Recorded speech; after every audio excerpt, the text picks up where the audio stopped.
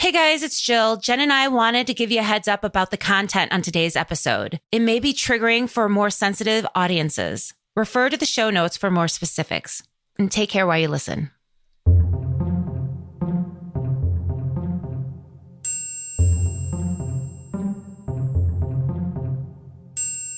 On this episode of Common Mystics, we discuss a chilling murder and the horrific actions of an enraged mob that sparked racial tensions in a Mississippi river town in 1909, leaving some to question whether the place is cursed.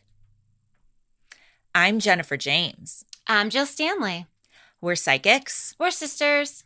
We are common mystics. We find extraordinary stories in ordinary places. And today's tragic story takes us to Cairo, Illinois. I'm excited. Let's get right into it. Okay. Do you want to tell everybody where we were and where we were going? I just want to apologize first because someone is once again mowing outside. So if you hear any distortion on my feed, it is because there are zealous mowers in this area, and I apologize. We were leaving the Midwest to go to Dallas for a plastics conference. Yay, plastics conference. And how to recycle it responsibly. Mm-hmm. And we were driving through Illinois, and we were really drawn to a town called Cairo. Why were we drawn to Cairo? Well, we asked the spirits to guide us to a verifiable story previously unknown to us, and we were feeling Cairo. That is not true. You always wanted to go to Cairo because the intersecting of the lakes. So the rivers. The rivers. Yes. That's why we were going to Cairo, because you wanted to go to Cairo. But we did do the intention, and the intention brought us to Cairo. We did do the intention, but we already... What? It's true. Both things are true. Both things are true. Jill. Then why are you fighting with me? You wanted to go there before we set the intention, and then we set the intention, and we were on our way there. Can you please remind everyone what our intention was? I just did. We asked the spirits to lead us to a verifiable story previously unknown to us that allows us to give voice to the voiceless. Thank you. Thank you. You're welcome. So, Jennifer. Yeah. We're in the car. Yeah. We're going towards Cairo. Yeah. We missed Cairo. We did. We had to turn around. We did have to turn around. Mm-hmm. While we were in the car driving south, what were the hits we were picking up on? Okay, a couple weird things. You know, sometimes our regular conversations that we have in the car seem to be colored by spirit trying to tell us something. True. And we were talking about celebrity deaths, but everybody we were talking about, everybody that came to mind was Black. So I made note of that after you're like, wait a minute, why are we talking about a bunch of Black deaths? Like, that was interesting, right? Mm-hmm. We were like, Whitney Houston, Michael Jackson, who else? Sam Cooke. You know what I mean? Christina Bobby Brown. Mm-hmm. Yeah, exactly. Okay, and then you had a movie in your head. Do you remember which movie? It's a terrible movie. It's called Red Dawn. It's really a nonsense vehicle for young talent in the 80s. It's really stupid. Do not watch it. 1984. It's about teenage guerrilla fighters in this fictional, like, World War III setting. Dystopia. Right. And then you also had a song in your head. Step by step, heart to heart. It's Toy Soldier. I do not know who sings it or what's it even about. Left, right, left, we all fall good. down. Okay. Stop now. Thank you. Toy Soldier. Yeah, are you done? Yeah. Are you done?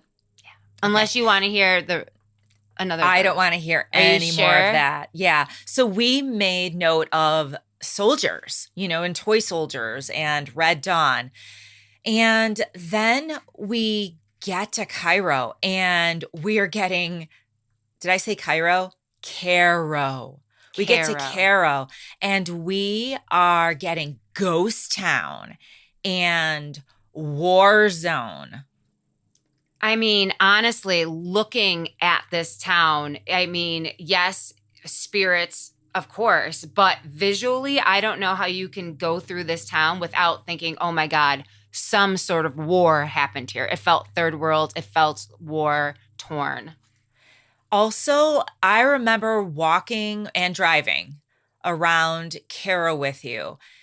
And I remember saying, wow, something really, really bad here. Like there is evil and tragedy on a grand scale in this place.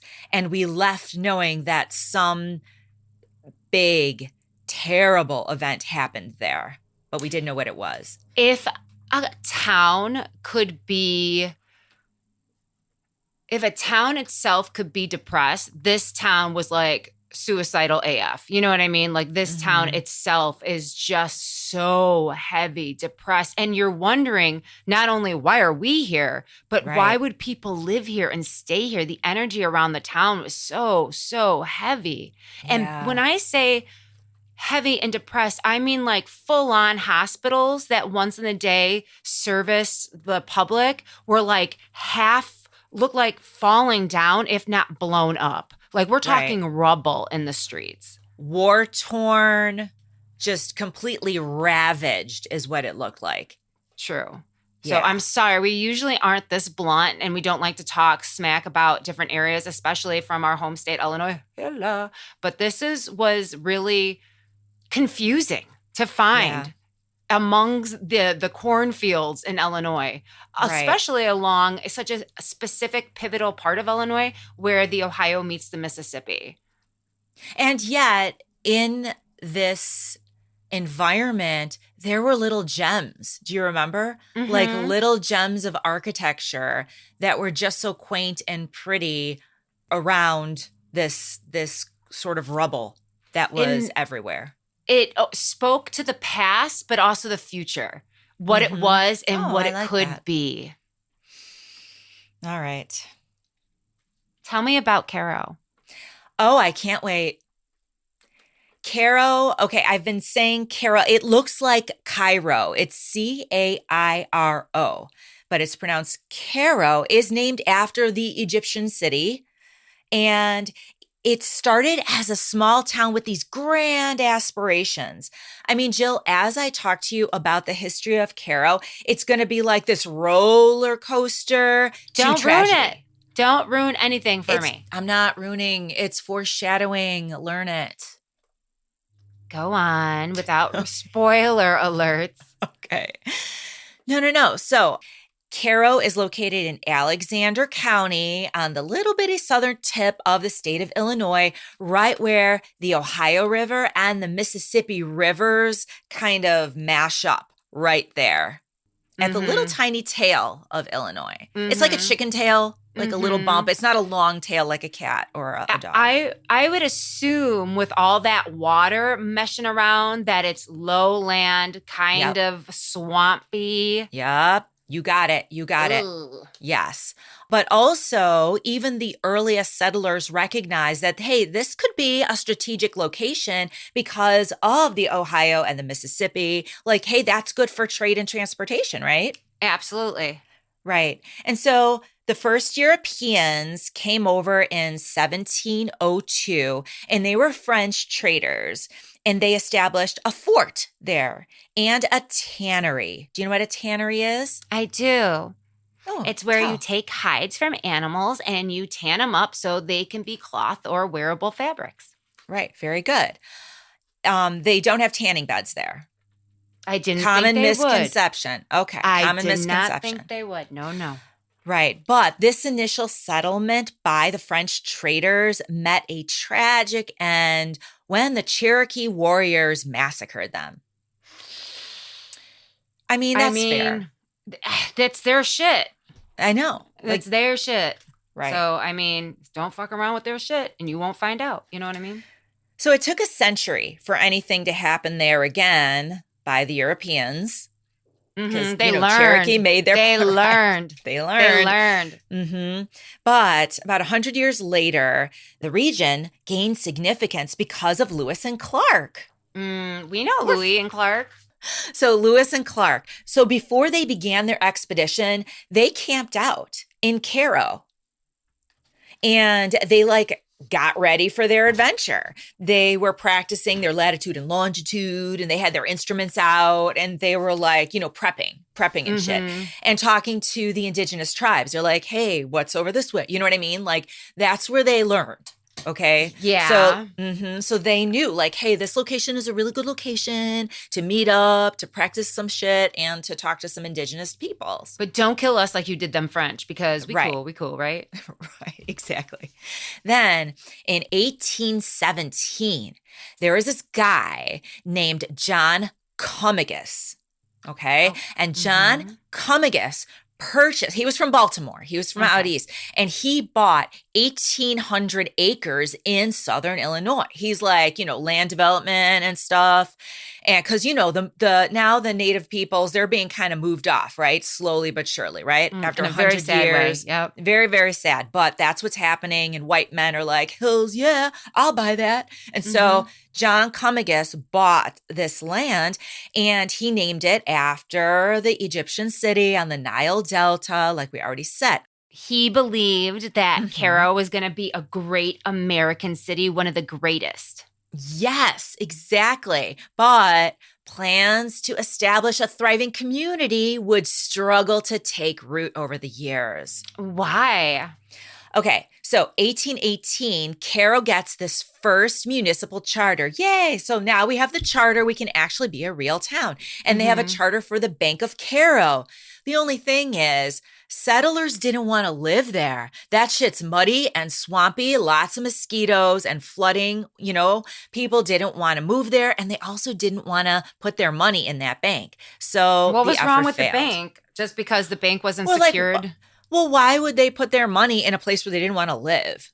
That doesn't make sense. Yeah, you got to drive all the way through the mud to get your money out of Cairo because you don't want to live there. That's stupid. And so many other parts of this continent were opening up at the time. I can see they would be there are better options. Yeah, I'd go south. I'd be going around to Natchez or whatever. Why Cairo? Right. So 100%. That failed in 1818.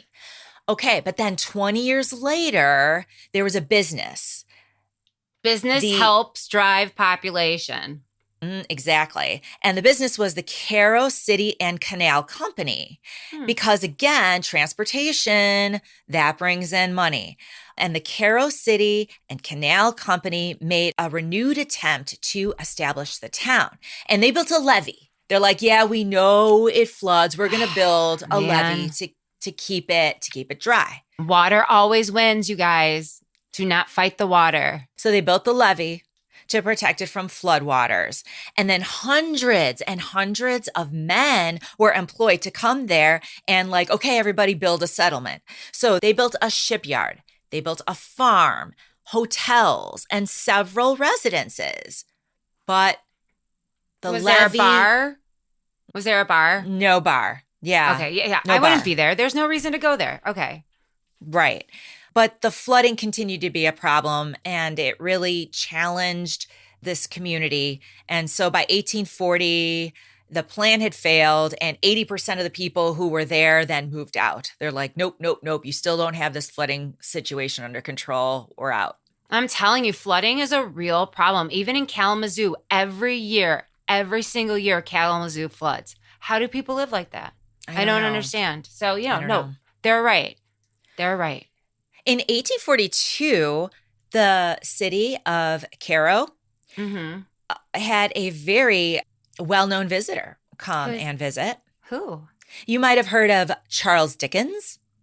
I know of him. A Christmas Story fame. A Christmas Carol. Yes, there you go. Christmas Carol. Fame. Yes. Also, A Tale of Two Cities, Great Expectations, David Copperfield. Yes, that one. So he was in from England and he was doing a grand tour of the United States and he stops at Cairo and he is not impressed and he called it a detestable morass, a breeding place of fever, ague, and death.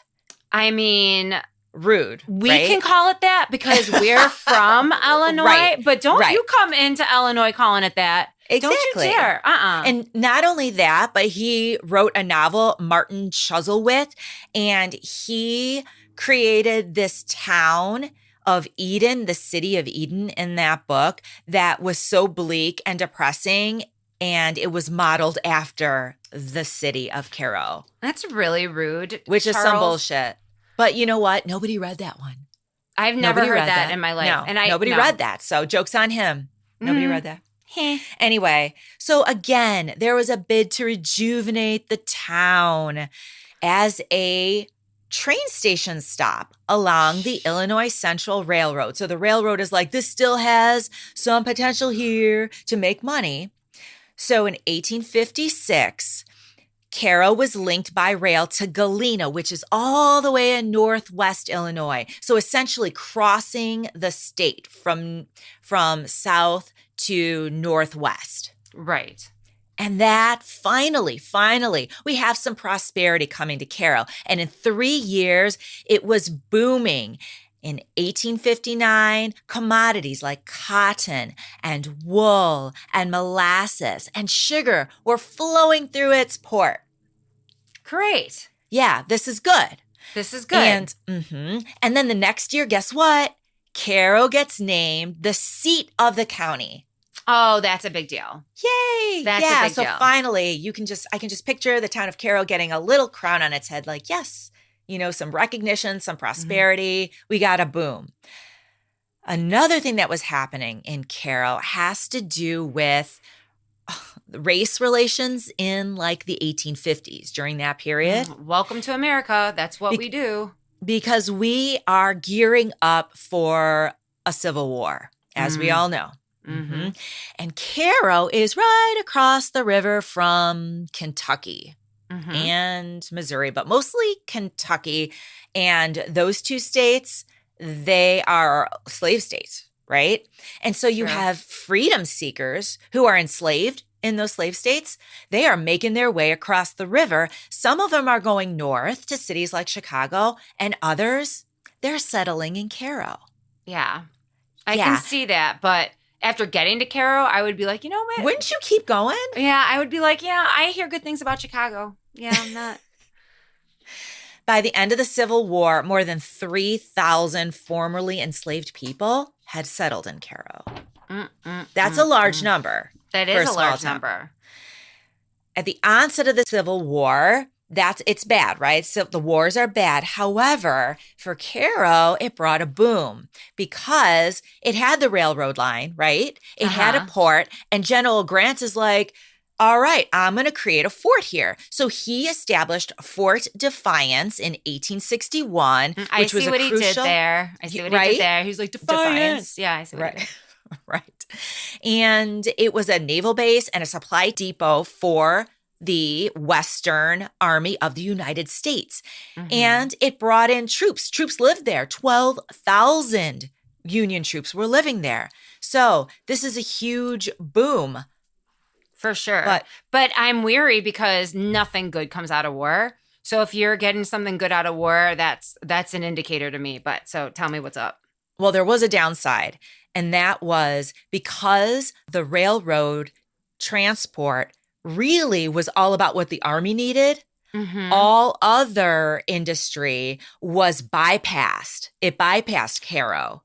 Right? Because if you're not associated with the Army, you wouldn't get tied up through Cairo. Right. So all other industry was diverted around Cairo and the fort during this time. I see. Right. So it's like good news, bad news. Well, for me, I would be like, that's bad news. Like if I were like a community planner on the town commission, I would be like, so what happens after if none of these stops are coming here? If this is a detour? Right. Just saying there was no foresight there. I think a lot of people weren't looking that far ahead because there was a lot of talk about Cairo becoming a great city during this time. Who was saying that? Well, some people were even saying it could be the new capital of the United States. For real. Some people were not accurate. Like, why? I mean, I get it. You're having a really good time right now, But do you remember the beginning? Do you remember like 4 years ago? Jeez. So there's this, it was the Civil War. There's this general named General Clark Carr, and he was in Cairo, and someone asked him, hey, do you think Chicago is going to emerge as the, quote, great city of Illinois? And he answered, no way, man. Chicago's going to be okay. Chicago's going to be great, but Cairo is going to be the greatest city with its position on the water and the trade and commerce. Like, and he was just like going on and on gushing about Cairo and how Cairo is going to be like the standout greatest city in the state of Illinois. Yeah. Well, I'm sorry to disappoint you, sir, General Carr. Yeah, no. Didn't happen. Didn't happen. So after the war, you might have guessed, those 12,000 troops, do you think they stayed? I would not even stop here. So the fact like some people would stay is mind-boggling to me. Like literally even Spirit was like telling us, don't go there. You don't want to go there. So yeah, no, of course they didn't stay. They didn't. Jill, the troops hated it. They hated it. They hated the climate. They found it unbearable. Yep. They hated the muddy, low-lying terrain. They hated the flooding. And as soon as the war was over in 1865, they packed up and went home. You did not name mosquitoes. Think of the mosquitoes around that area. Ugh, I know. It's just I'm gross. itching just thinking about it. No. Okay. So everyone's leaving. Everyone was leaving. But despite this population exodus, Cairo still thrived post-war. I don't believe it. It's true. It had become a bustling hub for breweries. There you go. Okay. Yeah. See? That's where they should have started. If they would have started with the breweries, things would have been a lot different in Cairo. You're probably right. Breweries, mills, and manufacturing started to take off, even though the soldiers all left. So this is good news. Okay. And by 1890, Cairo was a key shipping and steamboat center. Okay. However. Uh-oh. Okay, so you know how after like the Civil War, there was like this time of like reconstruction in the South and like trying to acclimate all of these people who had formerly been enslaved, right? Formerly have been property. Right. And now they're people that have like citizenship. What do you do? Right, exactly. So there was a lot of racial tension in Cairo. And in the late 19th century, white residents of the city resisted integration with their Black residents. Ugh. And now what makes Cairo a little different from most quote unquote northern towns, and I'm doing the little bunny air quotes because sure, it's in a northern state, but it's at the tippity tip it's southern just tip literally of Illinois. A couple slushes away from Kentucky, like a slush. I'm in Kentucky. Slush. I'm in Illinois. Yeah. And so the Black population and the white population were like even. Mm-hmm. You see what I'm saying? If not, there was more of a Black population than a white population. So the white residents, they don't want to integrate with Black residents. So what do they have to do? The Black residents, they were forced to create their own churches, their own schools, their own businesses. And by the way, I'm looking at my notes. The Black residents made up 40% of the population. 40%. That's 40%. Mm-hmm. So they had to make a whole other town. Yes. Instead of being absorbed into the economics there, they had to build a whole other economic viable town. I'm exhausted, white people. Can we just get over it? It's tiring.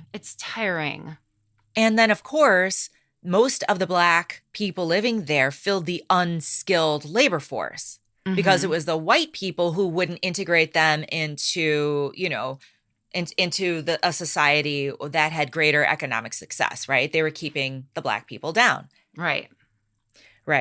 And so, I mean, that caused tension, of course, because the Black people, they formed unions and they were striking and they were protesting the unequal conditions. Opportunities. Right.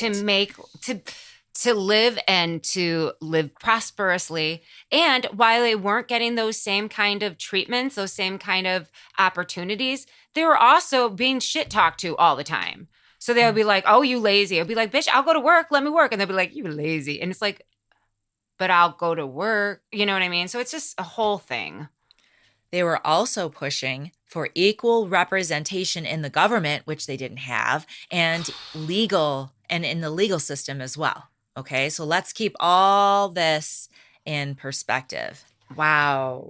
And then something catastrophic happened to put down the city of Cairo once and for all. Was it a flood? No, nice guess though. It's a fair guess. In 1905, a new railway bridge was built, not at Cairo, but at Thebes. And this new railway bridge essentially created an economic downturn at Cairo, because instead of Cairo getting all the transportation through it, now it was all diverted to this railway bridge at Thebes. And so all of the white business owners were pissed off and frustrated and desperate. Who do you think they directed their anger towards? You know what? Their black neighbors. Of course. They needed a scapegoat because they're not going to say, oh, it's this bridge. And they're like, no, we're suffering because of your black business. Your black businesses. Yes. How and so far they turned away their Thebes? anger. I don't know how far away Thebes is. It's a neighboring trade port on the river. I'm looking it up. Oh. It just keeps giving me places in Egypt. Egypt. Apparently there's a Thebes in Egypt too. There is, yeah. That's funny. Very confusing. Oh, here. 27 miles. Okay. North. 27 miles away. That's a long time in the 1900s, like the early That's 1900s. Yeah. So like how would you, if you were a small happened. business owner in Cairo, how would you get your cotton to Thebes? Exactly. Like you would have to get it, and like there's not cars. Like I think Ford Right. came out with the Model T in 1912, and I'm sure that's wrong, but just we're talking 1905. Like that is. I mean, they literally cut off the head of Cairo. Exactly. Cairo, yes, 100%. And not only that, but you're thinking about all the trade from the south going to the north in that direction. They wouldn't go to Cairo. They'd go on this railway bridge over Thebes, right? Yeah, they're not going on the rivers anymore. Right. Oh, that's sad. I'm sorry. I know. Ugh. That was 1905. So this is kind of the situation, that was happening. And now the scene is set for tragedy. Tell me what tragedy you speak of. It was 1909, Jill, on the evening of Monday, November 8th. And 24-year-old Anna Pelly was just getting off work at the Pumpkin Dry Goods store where she worked as a sales girl.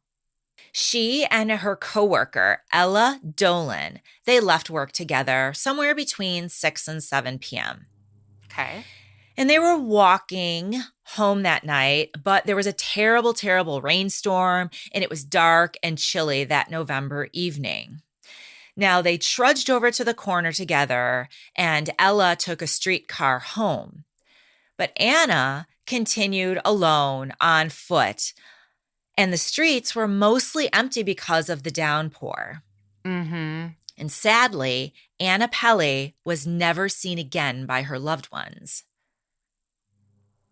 She failed to return home that evening. Now, originally, her family, they weren't worried because it was often that she would just stay at a friend's house overnight. She was 24 years old, okay? So she wasn't a child. And yeah, they had just assumed that she went to stay at a friend's house, especially because there was such bad weather that night. And there's no telephones. It's not like she's picking up a phone on her way home and being like, I'm going to stay at Ella's. She just, Well, the family's first indication that something was wrong came when Anna's employer called over to the house. So there was phones. Well, I mean, called the house. I don't know if they had a telephone or if he Or he sent came or he calling. came and like came a calling. Exactly. Yeah, okay. That's okay, not okay. clear to me. They didn't make that clear in the newspapers. But what I do know is he followed up and he's like, "Hey, why isn't Anna at work today?" Mm-hmm. And Like every employer would. right, like any Yeah, employer would be like, right. "Hey, why didn't you show up? You didn't call. Are you sick? Like what's going on?"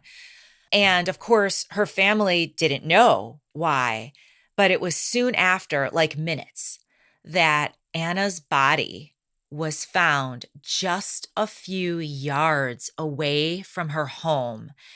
It was found in an alley by children on their way to school. Oh my God. Poor kids had to find poor Anna. That in itself is a tragedy. Now, here's where, if you're a sensitive listener, you might want to fast forward a little bit. We're going to make sure we put the trigger warning at the beginning of this one. But Anna's body was lying on a pile of rubbish in the alley, like thrown away like garbage. She was unclothed and her body was, quote, mutilated.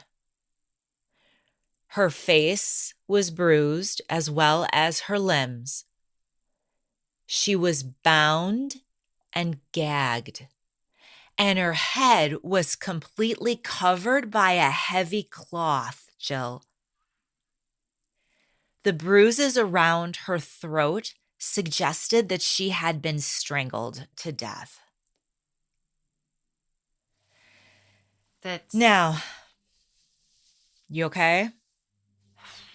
That's really, really, really, really, really hard to hear. Notably, Anna had with her a bundle of dressmaking goods and also her purse that had her weekly wages in it. And both were undisturbed and found near her body. What was the motive for her killing? Like, was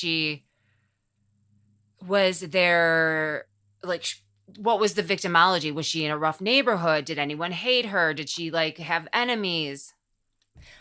Well, the motive wasn't robbery for sure because she wasn't robbed and she had her wages on her. Other than that, the investigators didn't know what the motive was. But what they did find was evidence that Anna had been seized like 2 blocks away from where her body was found and dragged to the place where she died. They could also tell that she fought fiercely every inch of those 2 blocks. That makes me happy and sad at the same time. There were bits of cloth that were ripped from not only from her jacket, but from the attacker's clothing. She had shredded their clothing to shreds. And all along the alley, there was signs that there was a terrible fight there, like shit knocked over. Oh, I'm sure. She was blood spatters. She was probably screaming. She was probably throwing stuff. She was probably being carried. And with the downpour, it was probably like no one heard it because they assumed with like the rain and the ruckus that it was just and the like thunder. Yes. Oh, that poor woman. They could tell that she fought with her fists. Fuck yeah, she and did. Also, she used her umbrella, too. Yes. Go, girl. Yes. Yeah. And over that 2-block trail, the blood of her attackers was splattered. This girl fought hard. That makes me happy that she fought so hard. Oh, gosh. The Rock Island Argus newspaper, printed on the following day, said that the fact that Miss Pelly was a country girl of large stature and unusual strength makes it almost certain that more than one man was implicated in the murder. So I'm looking at her picture. Okay. She's not unusually large in stature. And if she was, I would like her. We would be like, I would borrow her petticoat. You know what I mean? Mm-hmm. Mm-hmm. She's cute. Well, people were smaller back then. So if she looks like our size, then that's unusual. She's cute. What was her victimology? What do we know about her? Did she have enemies? Was she in a torrid love affair? Tell me everything. What could have brought her to this incident the night that she died? Was it anything? Was it anything in her past? Excellent segue, Jill. So let me tell you, Anna Pelly was, confusingly enough, from a town named Anna, Illinois. And that town is about 35 miles north of Cairo. And Anna hadn't lived in Cairo very long. She had just been living there for about a year. See, she moved to Cairo after her mother's death. And she moved in with her sister and her brother-in-law, Mr. and Mrs. Kaufman, who were living in Cairo. Okay. Yeah, we don't know much about her personality. Go ahead.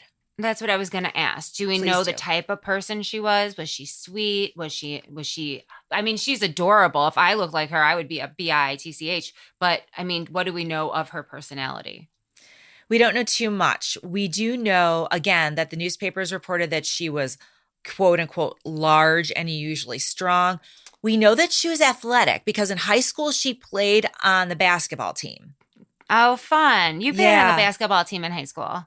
We also know that before she moved to Cairo, she would visit her sister and brother-in-law pretty frequently, and they had actually taken a trip to St. Louis together. So she was kind of close to her sister. Aw, she had a good sister. Was there anyone in her inner circle that was unstable that might have wanted to hurt her? Did she have a mentally ill family member, friend, neighbor?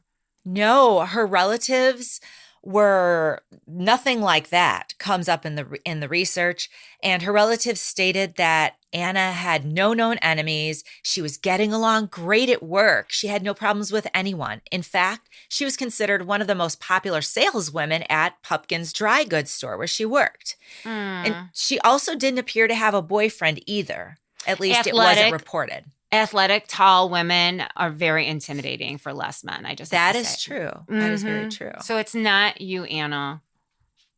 Okay, so now we find a body. We have a missing girl. I'm sure investigators put 2 and 2 together. We have a dead girl, not a missing girl. I know.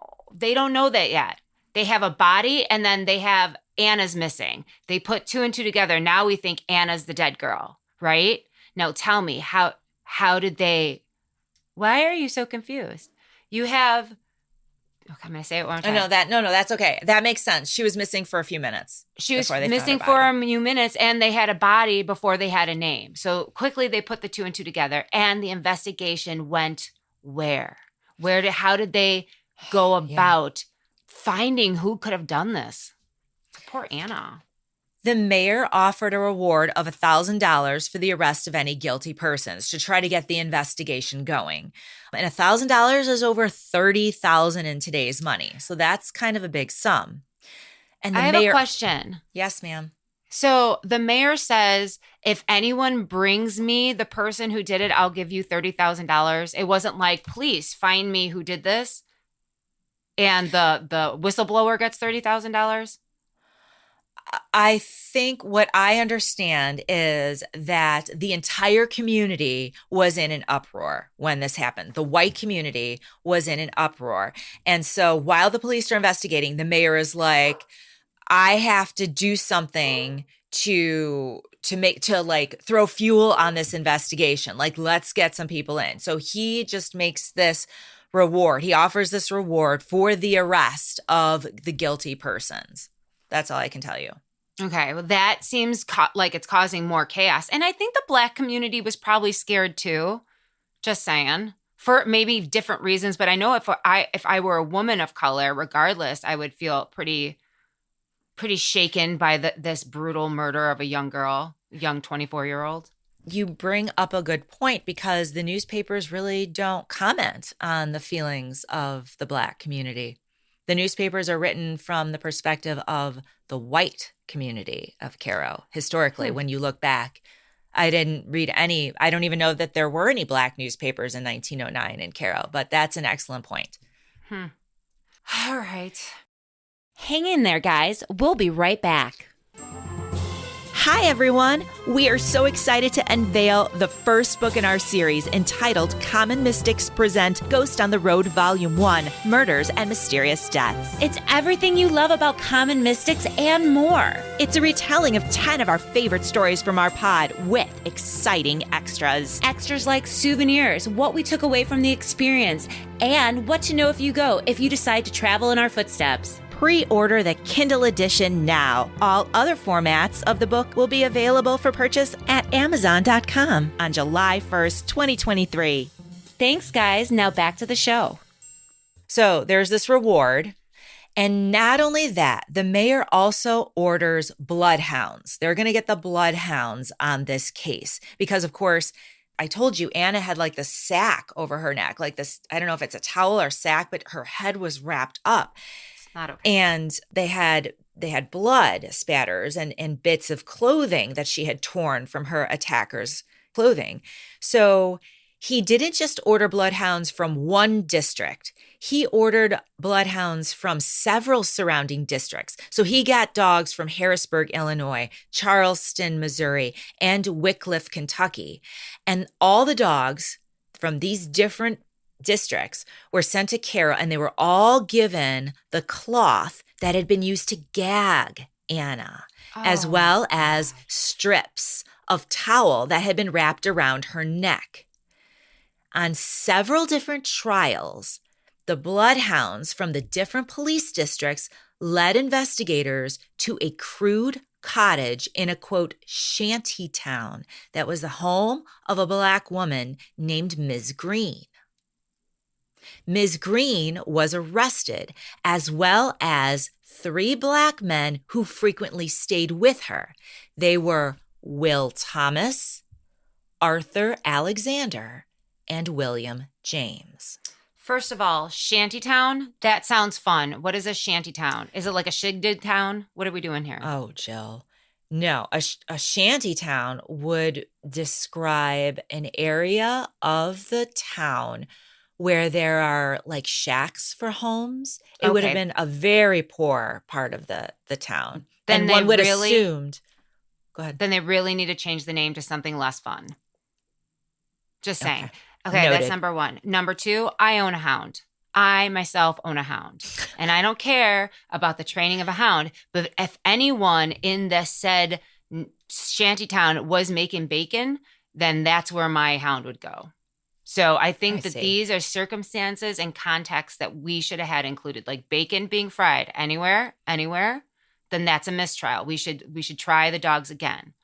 I do think that the mayor did due diligence by getting 3 different groups of dogs. Like, I'm glad he did that. Like, he was really trying to make sure, do you know what I mean? Like, and having different dogs trained in different ways to see if they all reach the same conclusion. But yeah, they all ended up at Miss Green's place. It is frightening, though, to have 4 people arrested just by the dogs. Yes, do you know what I'm saying? True. That's a frightening perspective on I would be like, someone left, like, you know what I mean? What if someone was just walking past the shack that Miss Green lived in and like dropped off a piece, an article that was involved in the murder? Right, exactly. No, yeah. 100%. They are probably arrested at this point for questioning.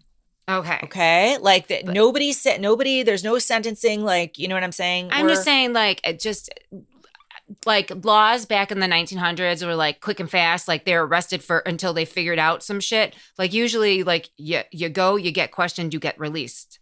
Is that what happened to these people while they were investigating? These 4, the Wills, Arthur, and Miss Green. Well, what happened was all 4 were locked up in jail. And then the hounds were tested again. All right. So now they're like, okay, so now we have these 4 people. They're in jail. And we're like, okay, houndy hounds. Like they give them another smell of the towel and a smell of the gag. And guess what? What? All 4 went to the cell of William James, one of the 3 men that was at Miss Green's. So now they let the other 3 go because they got a man who is tied. Okay, so I don't know if he had bacon in his pocket. I don't know, Jill. I didn't ask. But that does not look good for William James. It does not. No. Does that answer your question, Jill? It's still like, to me, William James could have been wearing Henry's shirt that Henry had. You know what I mean? Like, it doesn't, Yeah. it's so circumstantial. It's upsetting, but It's go totally on. circumstantial. What All right. else did these Columbos find? Well, not much, because unfortunately, the investigation was cut short and the legal system bypassed entirely due to mob activity in Cairo that started almost as soon as Anna Pelly's body was found. Okay, that sounds like some vigilante type shizness. Mm-hmm. What are you saying? Tell me everything this moment. Okay, so the papers on the morning that Anna Pelly's body is found report, quote unquote, excitement among the white population of Cairo, reaching to a fever heat over the murder. And the newspapers were reporting that the atmosphere of racial strife would result in a lynching. So newspapers are predicting a lynching. Okay, so, excuse me, that's terrifying, 100%. I agree with you. Terrifying. I agree. It sounds a whole lot like the newspapers are calling for a lynching. Well, it sounds to me like everyone's this upset, and the last time I've seen everyone this upset, and these are many white people upset about somebody that may be black, there was someone that died. Like that it's almost like lynchings happen so much that this is the right weather for a lynching. The day after Anna's remains were found, it was reported in the paper that, quote, the best citizens of Cairo had formed two different mobs, both intending on lynching William James, the suspect identified by the hounds. Again, like calling people to do a lynching. Like, can we just be clear here? The newspapers are saying there's going to be a lynching, not because they can predict the future, but because they're saying, hey, white people, take this into your own hands. Not only that, but the best white people we know, which is, it was a little even more sick to me. I know. Yeah, like, that makes me a little nauseous. If it was just any white person, they may get in trouble. But the best white people, they're condoning it. They're saying the best, most upstanding people are going to murder this man. Not only that, if it was a banker, if it was the banker and the doctor, they would get away with it. But if it was just Paul and Henry, they wouldn't. Do you see what I'm saying? So he's calling on the best white people, the ones with the most influence in the county seat, to come forward and lynch somebody. Yes. Because that is what the weather's like in Cairo right now. Oh my God. Okay, so the Chief of Police Egan, and Detective Casey, they see a group of 250 people on the street, okay? There's two men. We got two men. We got the Chief of Police and his detective, and a group of 250 people are on the street, and they're all headed towards the jail, and they're led by some coward in a mask. There is a masked stranger. I can just picture in my head Danny Glover on Lethal Weapon going, I'm too old for this shit. Right? As like the crowd is approaching. So Chief Egan snatches the mask off the leader's face. He's like, hey, snatches it off his face, and he addresses the crowd, and he's like, hey, nobody has been convicted, okay? This is all circumstantial. I'm not even sure Will James did it. Okay, that's what he said. He's like, all of you need to calm down. This is the beginning stages of the investigation. Go home. This is circumstantial. We don't know if this is our guy. Let us do our job, okay? So he convinces them. They turn around, they leave. They get to the jail, and there's another mob. Another mob is forming at the jail. And so again, the chief says, hey, you guys, again, circumstantial, yada, yada, yada. We don't know if this is our guy. And he gets that mob to disperse as well. Then Chief Egan has a few moments with Will James. Okay. And here's what we do know about that conversation. Okay. He talks to Will James, who is in custody. Okay. And Chief Egan is like, hey, Will, we don't know if you did this or not, but we know you're lying about some things. Okay. Mm-hmm. And this is what we know. Will insisted that he was innocent, but the gag that was used to silence Anna was a handkerchief that belonged to Will James. It was his handkerchief. Again, does that mean he did it? No, it doesn't, but it was his handkerchief. It explains the dogs. Right. But they're lies. He was lying about stuff. Okay. He may have lied about stuff. But if there was already two different mobs independent of each other outside wanting to kill me, I would say whatever I had to say to save my life, whether it made sense or not. But go on. Okay. So I already told you that the handkerchief that gagged Anna belonged to him. Mm-hmm. Also, he couldn't account for his whereabouts between 6 p.m. and 8 p.m. the night of Anna's murder. So he had no good alibi. Was he a drinker? If he was a drinker, that makes sense to me. Also, William James, he was acquainted with Anna Pelly and the family because he was a delivery man and he had repeatedly delivered coal to the house on different occasions. And so he kind of knew like the time that Anna would be walking home because he would regularly deliver coal to the house. Again, does that mean he's guilty? No, but it just means that he had knowledge about when she would routinely be walking on the street alone.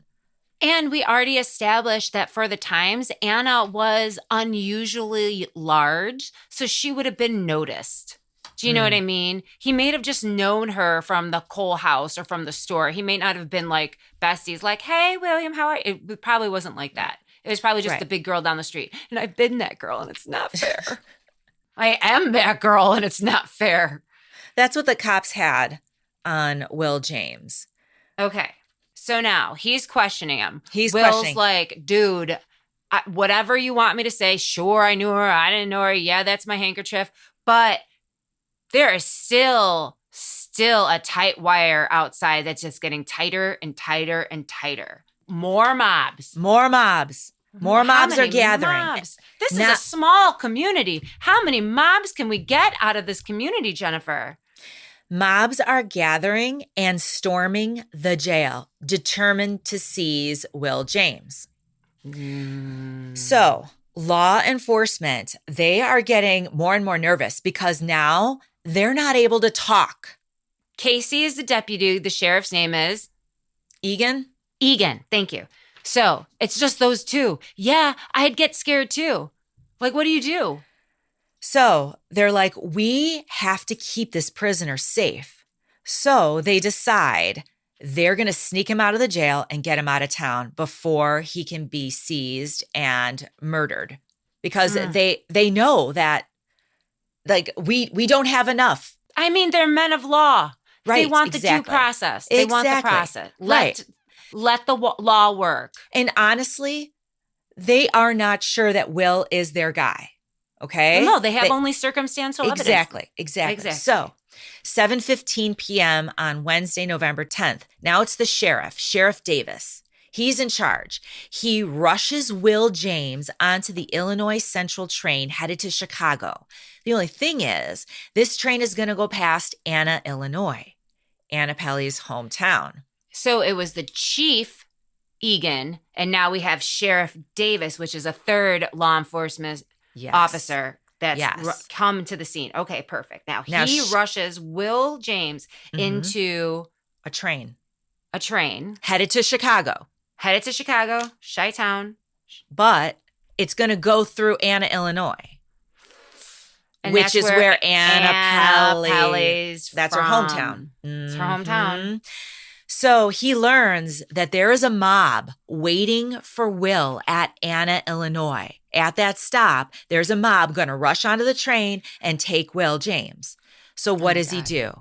Sheriff Davis gets off the train with the deputy about 10 miles southeast of Anna because he knows a mob is waiting there. So they duck off the train, Sheriff Davis, the deputy, and Will. And I was going to say, they just left Will on the train. It was like, good luck, bye. The plan was to like rent a horse and carriage and do the next leg of the journey around where the mob had gathered and then pick up the train again. The only thing was, all of the local people knew what was happening because of word of mouth, and nobody would help. Oh my God. Instead of helping, they're like sending the mob information about where he was last seen. Or they're like, you can't get my horse. Right, yeah, exactly. Remember Dr. Mudd, after Abraham Lincoln was shot, he helped Booth, and like everyone's like, your name is Mudd. This guy isn't a fool. He is not trying to help out a criminal and try to get due process. He's like, nope, no horses for me. Nope, you can't go here. Nope, sorry, you're late. Whatever. So yeah, that makes sense. So Sheriff Davis and the deputy with Will James, the prisoner, they hide in the woods. They literally are hiding in the woods. It's the worst case. There was a mob that gathered at Anna, Illinois to accept the prisoner, and they were pissed. They were pissed. When the train went through and he wasn't on the train, guess what? They lost their shit. They lost their shit, and now they're searching the woods. And people from other communities are joining. People from different Illinois towns and from across the Ohio River from Kentucky are like getting in their rowboats and coming over because there's going to be a lynching. You know what I'm saying? To like not only that, they've been made a fool of, right? Exactly. So now it's even worse. They were pissed before, but now it's personal. So then back at Cairo, 300 people seized a freight train and headed northeast to Karnak, Illinois, where they got word that Will was hiding out with the sheriff and the deputy. I just want you to say that sentence again because my mind didn't understand what you just said. A mob of 300 people. Got that. Hijacked a freight train and drove it.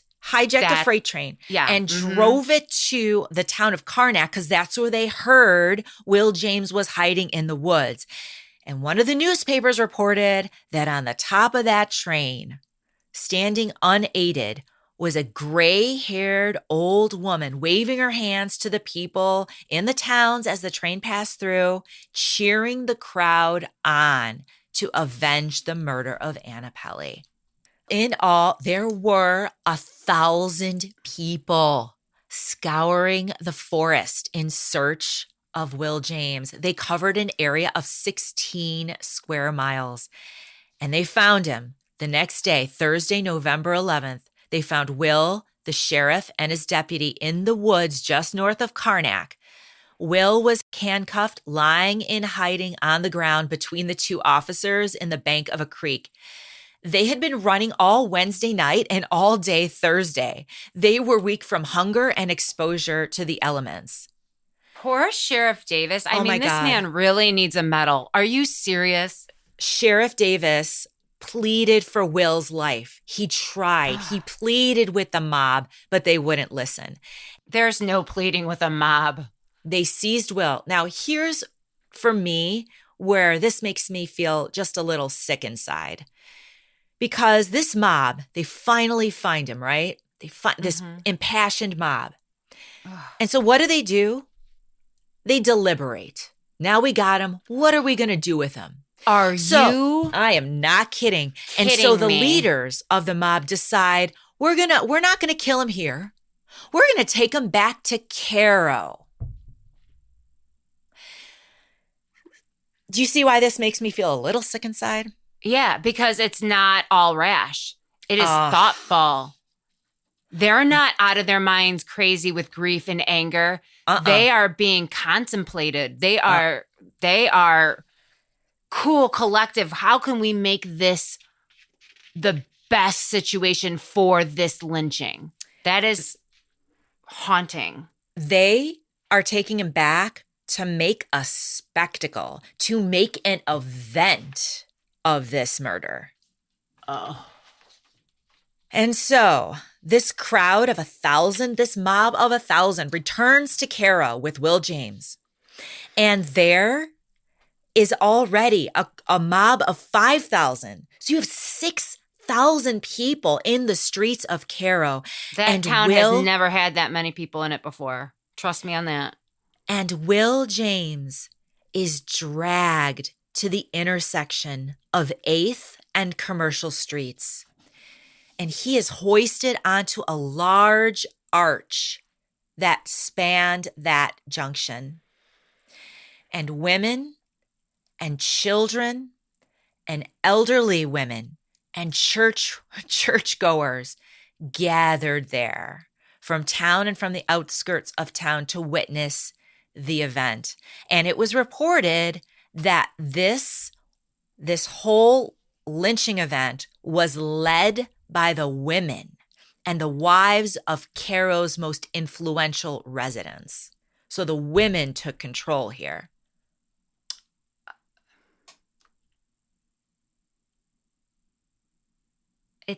I'll keep going. They put a rope around Will James's neck, and he pled for his life.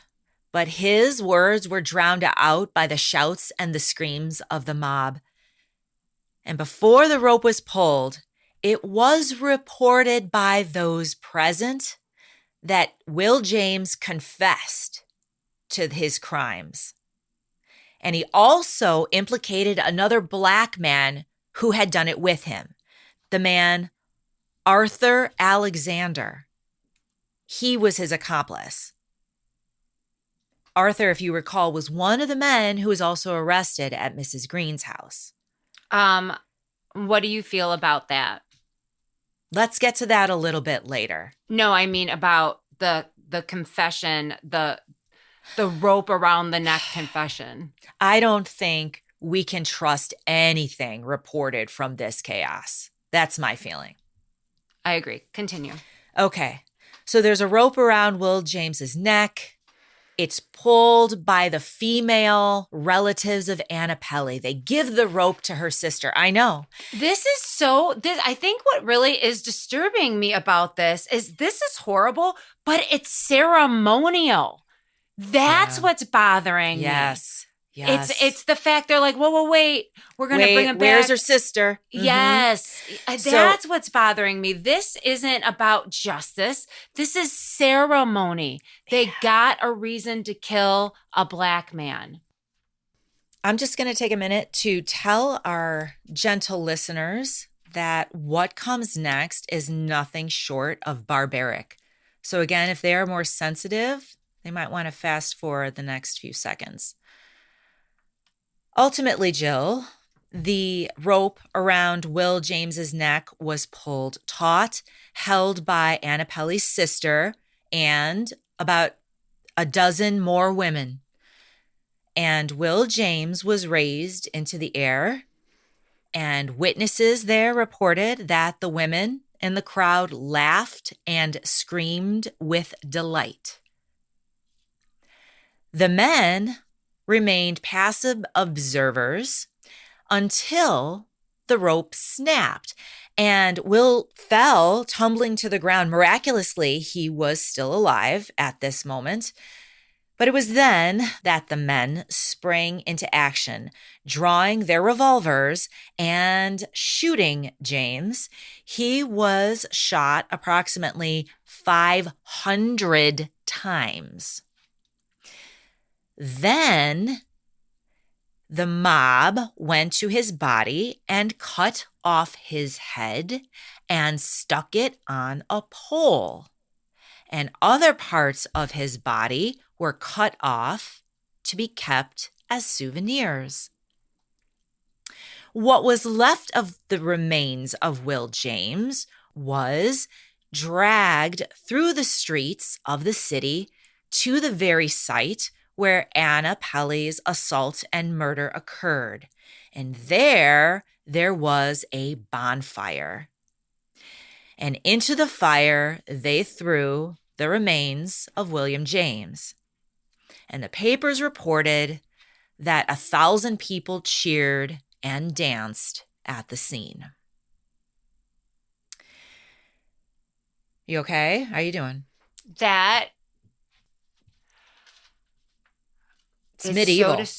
I mean, The only thing that I can say, which makes me grateful, is that he didn't have to succumb to the agony of choking. And it was a quick death, even though they did repulsive things to his body afterwards.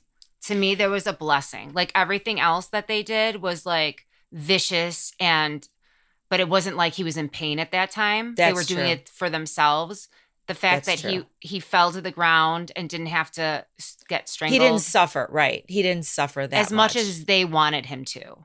Right. And I probably think that's why the cutting of his head, and because he didn't suffer as much as they wanted him to. So they had to desecrate his remains. Exactly. You'd think that the mob would be satisfied. They're not. They are not. They're not exhausted. They're not calling it a day. No. What?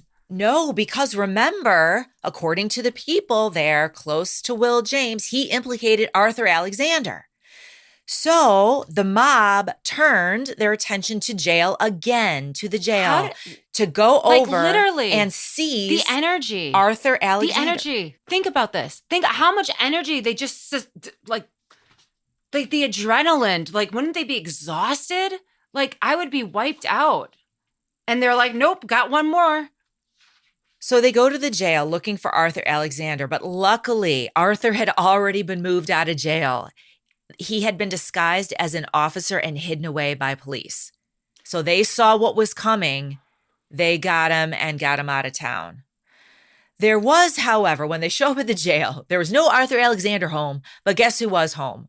Who? Another guy, a white guy named Harry Selzner, who was locked up in jail accused of murdering his wife with an axe the previous July. When the mob couldn't find Arthur, they seized Harry instead. They battered down the door of his cell with a sledgehammer, strung him up to a telephone pole at 21st and Washington Streets, and riddled his body with bullets. Yeah, so they didn't care. They just wanted anybody at that point. They wanted to murder someone. My God. Right. Now, during this chaos, the mayor and the chief of police, not the sheriff, remember Sheriff Davis who was out in the woods? Mm-hmm. No, the mayor and chief of police Egan, they both barricaded themselves in their homes. Meanwhile, Sheriff Davis was sending emergency pleas to the governor. He's like, we need troops, send in the National Guard. And then soldiers began arriving by 3 p.m. the next day. In all, 9 companies of militia occupied the city of Cairo by Friday night. All the saloons in Cairo were also closed until further notice. Finally. After that, you totally would need a drink. Yeah. Bullshit. If anyone ever needed a drink, this was the time. Oh my gosh. That did the trick finally. Peace was reestablished in Cairo. Again, they must have been exhausted. I'm exhausted. It's really, I can't believe, like, I don't know anything about Henry, but dude. Harry Selzner. I don't know anything about Harry Selzner, but I mean, what? That's an unlucky dude. Yeah. So you might ask, what was the aftermath of this tragic event? Hold on. I still need to process this.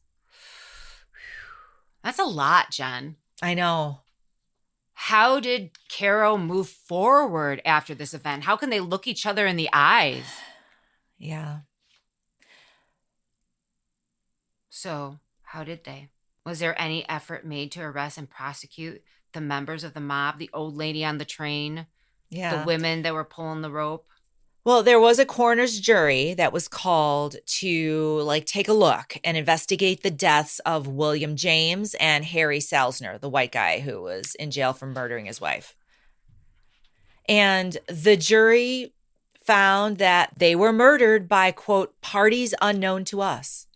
So in other words, they either couldn't or wouldn't implicate anybody or they themselves were involved and were like, I don't know, I didn't see it. Good point. Mm-hmm. And by the way, the jury was made up of white businessmen, so they could have been themselves in the mob that day.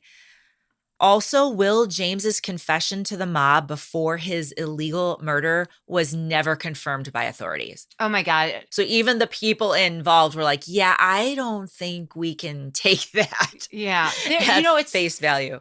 It's so weird, the different characters and the pendulum of consciousness. You know what I mean? Like we have like Chief Egan being like, we can't do this. We need to wait. And then we have the mob. And then we have like Sheriff Davis, who is like full on, we need help. We need help. Yes. To this, to being like, yeah, I don't know if we can actually confirm that confession. You know what I mean? It's just like this weird barometer of like, Right. of morals in this situation. Yeah, that pendulum swinging of energy, it kind of is the same. It's parallel to the whole establishment of Cairo. Do you know what I mean? With like starts and stops and starts and stops. That's kind of just the energy of the place. It kind of swings like that. Yeah. So some people question to this day if Will James was responsible for the assault and murder of Anna Pelly. And if you look into different rabbit holes online, there are a lot of people, a lot of sources who say he wasn't involved at all. I mean, obviously we'll never know, but let's discuss that more at the end. So what happened to Arthur? Arthur Alexander? Yeah, the man that was with, that Will James apparently, but really didn't implicate before he was dead. Before he was murdered by the mob? Mm-hmm. Yeah, well, Arthur Alexander was locked up in the county jail and guarded by 800 soldiers. They're not wrong. They're probably went a little light on soldiers. Arthur purportedly confessed to his role in the assault and murder of Anna Pelly, and the news outlets reported that Arthur admitted to being part of a club of black men that had the goal to ruin white girls. This is what they reported in the newspaper. Okay, I will have to tell you that all of that is a real racist dog whistle. 100%. Right. And Sheriff Davis went into the papers, was interviewed, and he's like, yeah, no, he did not say that. Sheriff Davis was like, that is not accurate. I love Sheriff Davis. That is not what he said. I know. Sheriff Davis for president. Arthur remained behind bars until 1910, about a year later, when he was released because of a lack of evidence against him. Still lost just a year of his life, but sometimes you can be in jail for years and years and years. So that is true. I'm very happy for Arthur. So what happened to Sheriff Davis? Did they celebrate his bravery? Did he get a Purple Heart? Oh, Sheriff Davis, our hero, was fired. He was fired because he failed to uphold the state's anti-lynching law. G. His bosses were like, you should have known. You should have anticipated. He's like, I did mob know. Violence. I told you all. I've been trying to get help. Oh my God, poor Sheriff Davis. What happened to him? I want to do the detours and see where he went after this. I will let you dig into that because I have no idea. All I know is that man was chased by a mob through the woods for 36 hours with Will James trying to keep him safe, and he was fired. And that is not okay. That is not okay. I'm so sorry. Right. And that was 3 people that were on staff at this police department. Are you kidding me? I know. So what happened to the town? How did they ever get over this? Literally, if I was a part of that, I would never be able, you would have this guilty secret that when you looked at your neighbors, when you went to church. Jill, they never did get over it. Those riots of 1909 were only the beginning of the racial violence that was to come. That wasn't the grand finale? No.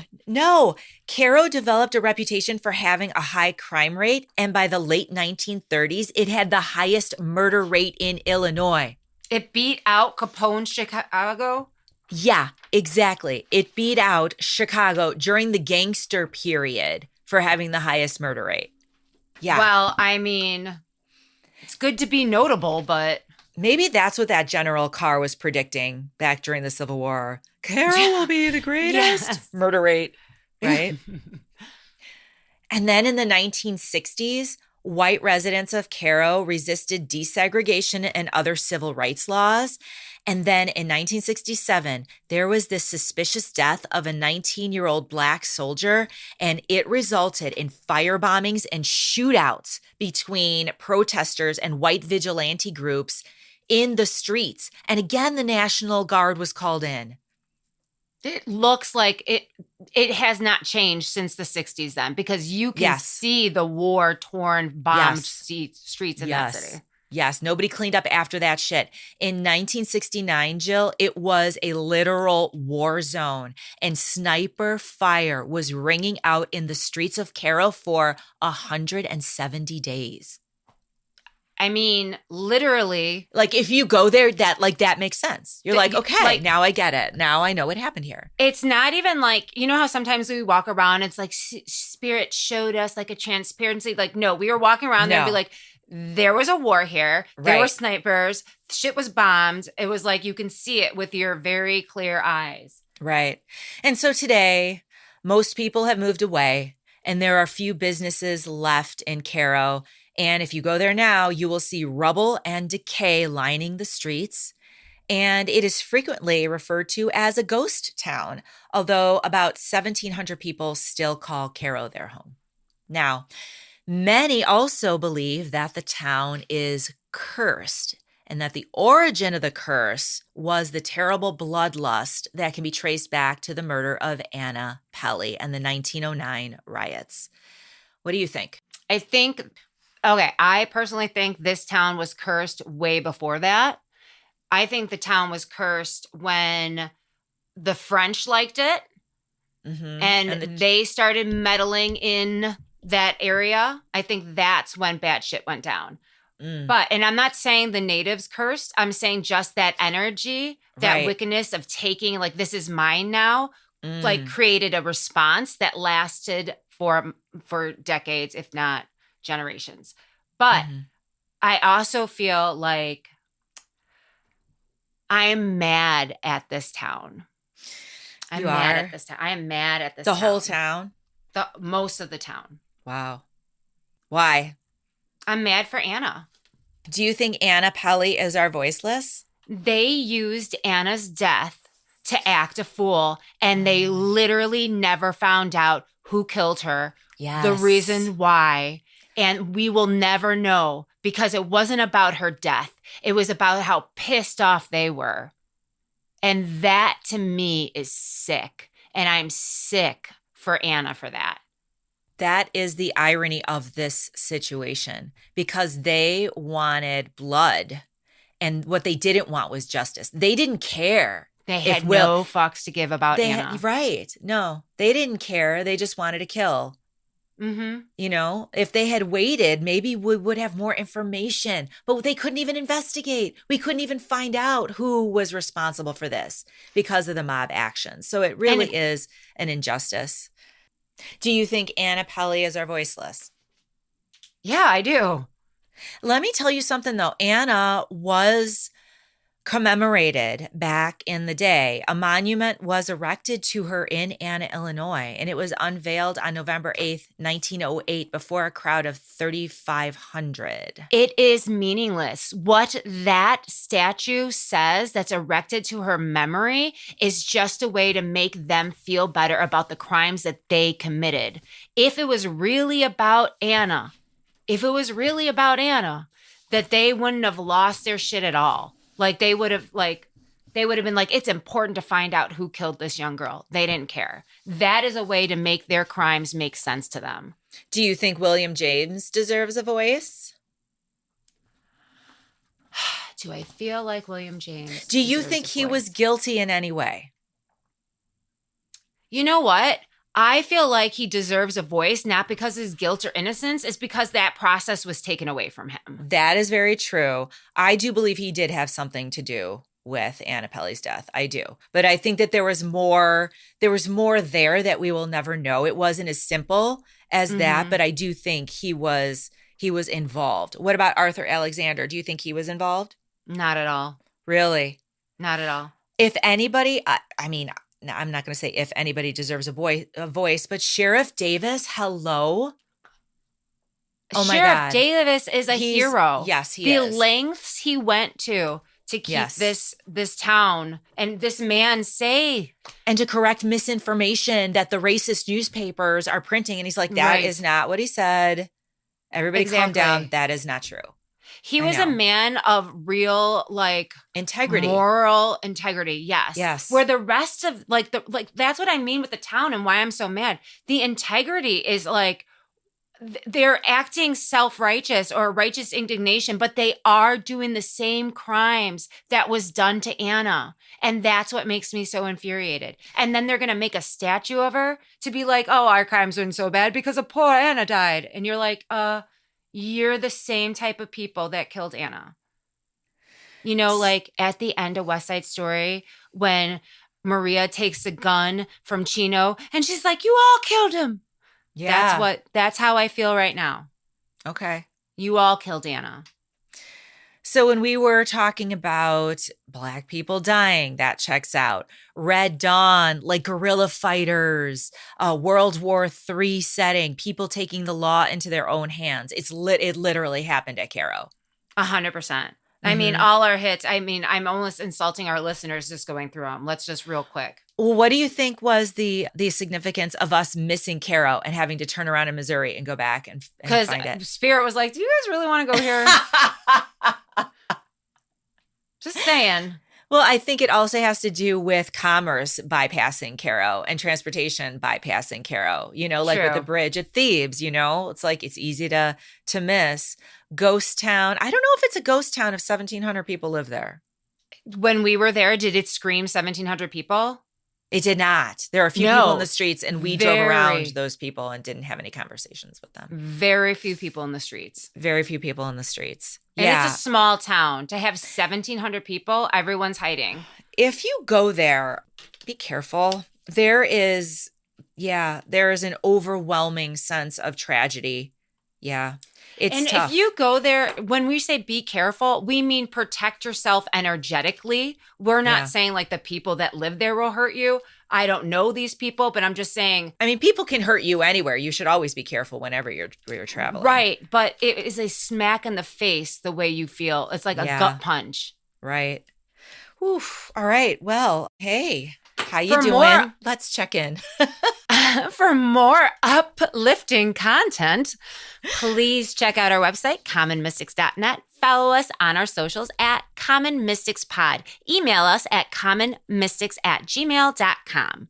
Please, guys, please download, subscribe, and like and share. We see you. We're getting more downloads, and that is great. Please keep doing it. Yay. We'll be on Patreon next week talking about our detours for this episode. Check us out there and check out the other tiers at Patreon as well. And hey, just so you know, commonmystics.net is currently under construction. Wah, wah. We will let you know when our new website is unveiled. Thank you so much. We love you. Thank you. Love you. Bye. Bye. This has been a Common Mystics Media production. Editing done by Yokai Audio, Kalamazoo, Michigan.